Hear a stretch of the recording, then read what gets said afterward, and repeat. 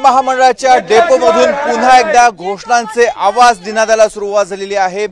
गेल्या काही दिवसांपूर्वी अशाच पद्धतीने इथून घोषणा होत होत्या, मागण्यांसाठी आंदोलन होत होते, मात्र त्यातल्या अनेक मागण्या पूर्ण झाल्या नाहीत आणि म्हणून पुन्हा एकदा एसटी कर्मचाऱ्यांनी बंदचं हत्यार उपसलेलं आहे। आपण बंद पुकारतायत, मागे देखील आपला संप झालेला होता, राज्यभरापासून तुम्हाला पाठिंबा मिळत होता, आज का बरं आपण आंदोलनाला उतरलाय? गेल्या अनेक वर्षापासून म्हणजे सन 2016 पासून या एसटी कामगारांच्या वेतनाचा प्रश्न प्रलंबित आहे। महागाई भत्त्याचा फरक असेल, इन्क्रिमेंटचा फरक असेल, हे जवळजवळ 2000 कोटी रुपये राज्य सरकारकडे आमचं येणं बाकी आहे। आणि अशातच माननीय मुख्यमंत्र्यांनी आंदोलनाच्या पार्श्वभूमीवर 7 तारखेला आमची बैठक घेतलेली होती आणि त्या बैठकीमध्ये या एसटी कामगारांच्या वेतनावर अंतिम तोडगा काढण्यासाठी 20 तारखेला बैठक घेतो असं आम्हाला लेखी आश्वासन दिलं होतं। परंतु आजची 3 तारीख आली तरीही माननीय मुख्यमंत्र्यांनी याबाबत बैठक घेतलेली नाही।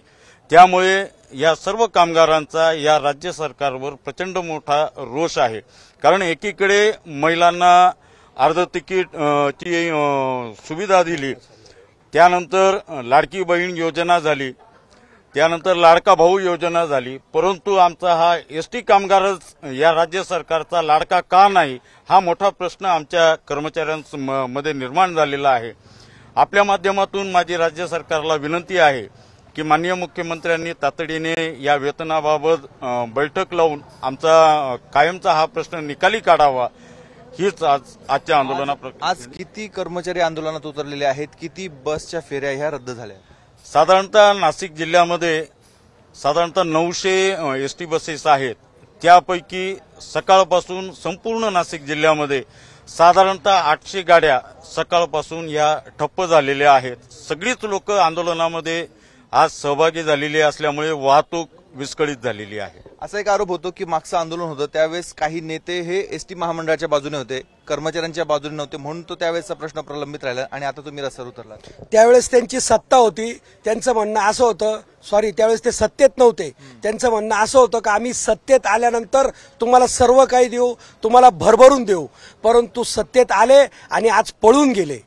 मला असं म्हणायचंय, आमची नम्र विनंती आहे का या महाराष्ट्रात सर्वात जास्त काम आणि कष्टाचं काम माझा चालक वाहक व यांत्रिक कर्मचारी करतो। आज जर आमचे पगार बघितले साहेब, मला 30 वर्ष एसटीत झाले, माझं बेसिक 29,000 आहे, म्हणजे जेवढी वर्ष सर्व्हिस तेवढंच बेसिक।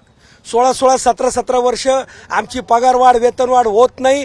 40 रुपयाची साखर आज 45 रुपये झालेली आहे। आम्ही कुठनं आमचे कुटुंब पोसायचं, शाळेत मुलांचं शिक्षण कसं करायचं, त्याच्यानंतर आम्ही हाल अपेष्टा सहन करून संपूर्ण महाराष्ट्रात या जनतेची सेवा करतो, मग आमच्याकडे दुर्लक्ष का?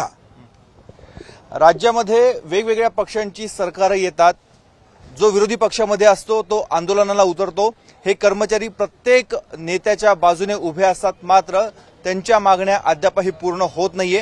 ठाकरे सरकारच्या काळामध्ये असा संप झालेला होता, आता शिंदे फडणवीस सरकारच्या काळामध्ये पुन्हा एकदा हे आपल्या मागण्या घेऊन रस्त्यावर उतरलेले आहेत, मात्र आता तरी त्यांच्या मागण्या पूर्ण होणार का हा प्रश्न आहे। जशी लाडकी बहीण योजना लागू केली तसंच लाडका एसटी कर्मचारी ही योजना देखील लागू करावी अशी या सर्वांची मागणी आहे।